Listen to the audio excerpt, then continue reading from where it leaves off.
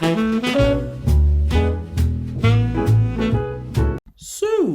about that trip to Europe. Yeah, so there are two places that I know I'm going to. One is going to be Berlin, Germany, and the other is going to be Zurich, Switzerland. I am not aware of any other places that I may go to, but if you see me at any of those two places, come say hi, man.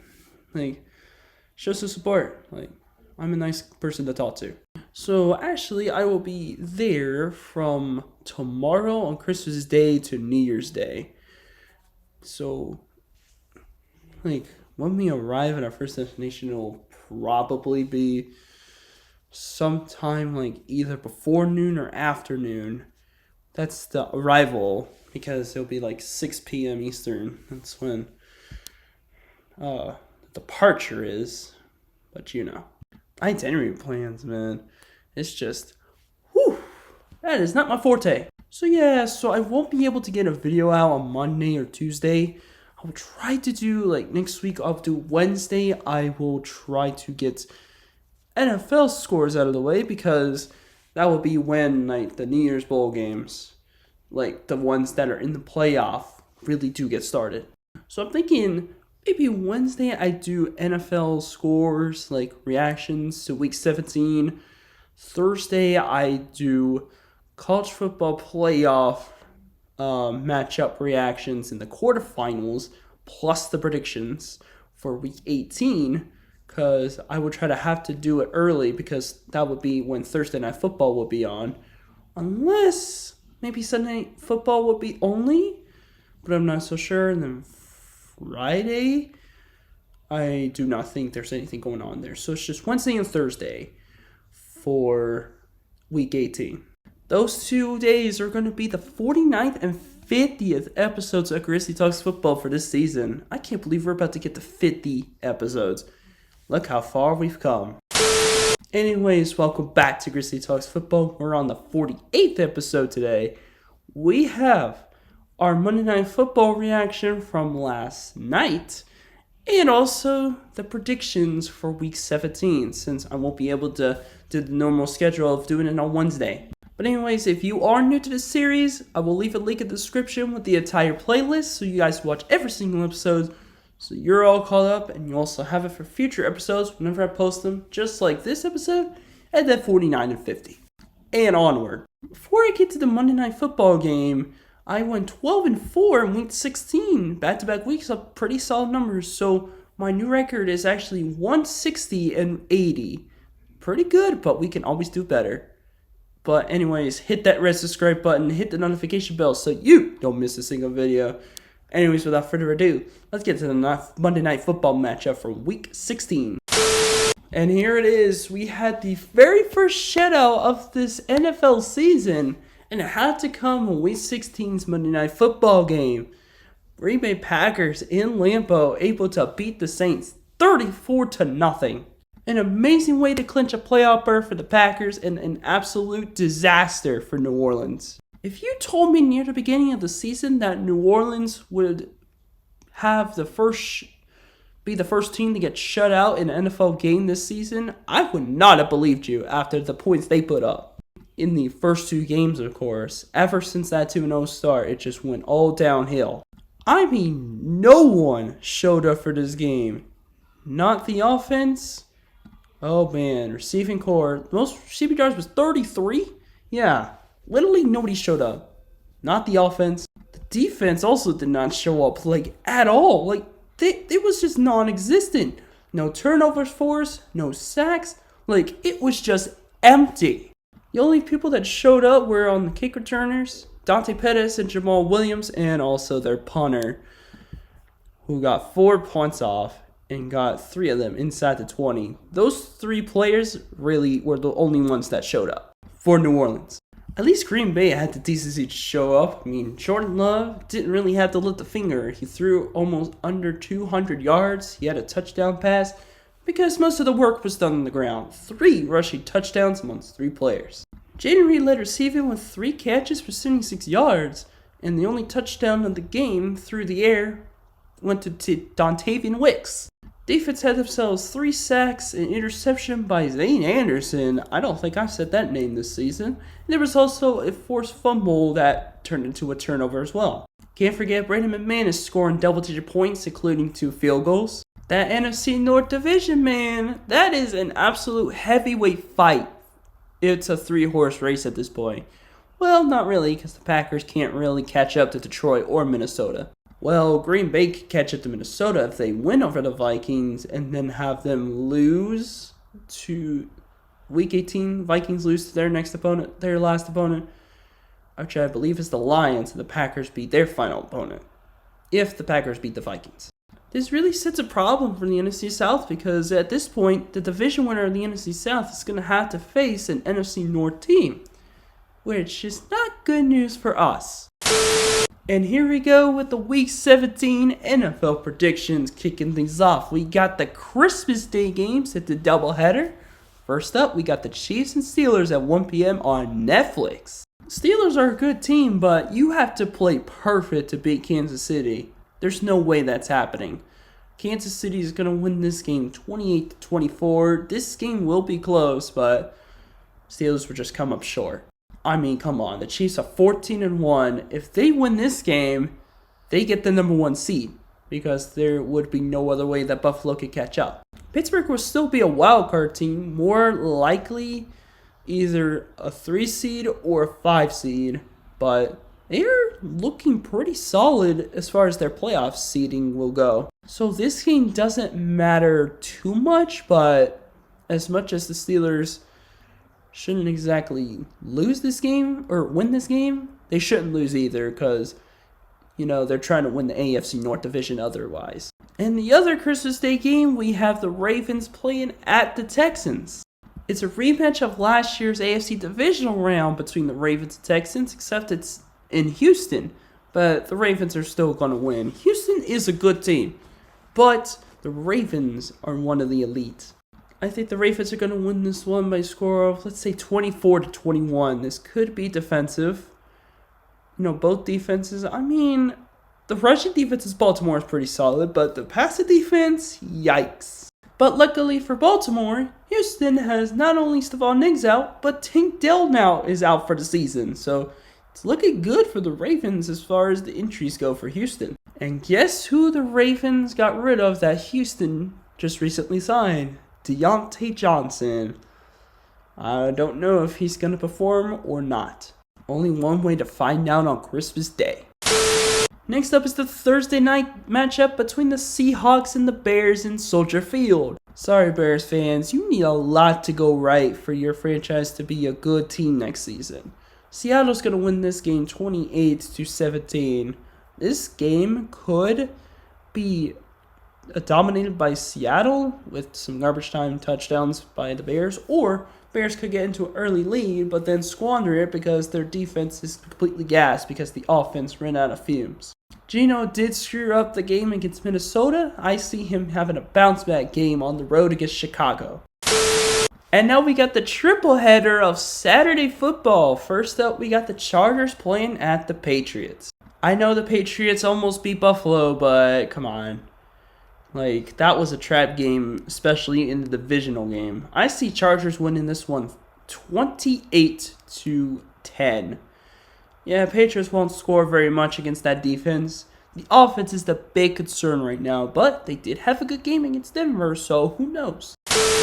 Up next, we got the Broncos playing at the Bengals. Let me tell you something right now. The Bengals defense looked like a complete ass most of the season, but recently, they've been pretty solid, along with an absolute elite offense. It's literally just an elite offense versus an elite defense at this point. The problem is going to be whether Bo Nix can step up against that Bengals defense and prove that they are flawed or not.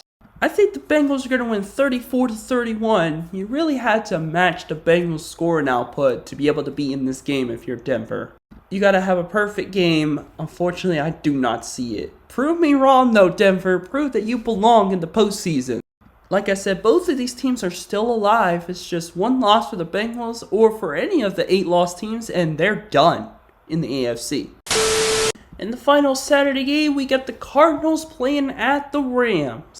Kyler Murray and James Conner should have a very impressive day against the Rams, especially since Kyler has been struggling as of late. You need to start throwing to Marvin Harrison Jr. more.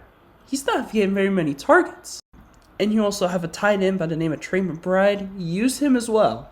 This matchup is basically like Broncos and Bengals. Arizona has to match the Rams' offensive output step for step if they want to be still in the game. The Rams are most certainly division title contenders, and I think they will win this game by a score of 28-21. This game definitely will be close, but the Rams will have the last laugh. The defense, especially the linebacker core and secondary, really does need to step up, though, for the Rams if they want to be able to keep the Cardinals out of this game. Because you know damn well the Cardinals are pissed after their horrific offensive output in the past couple games. And especially after losing to the Panthers? Yeah, you know they're pissed. Kicking off the Sunday 1 o'clock slate, we got the Cowboys playing at the Eagles. By the way, thank you Cowboys for beating the Bucs on Sunday Night Football. We really appreciate that.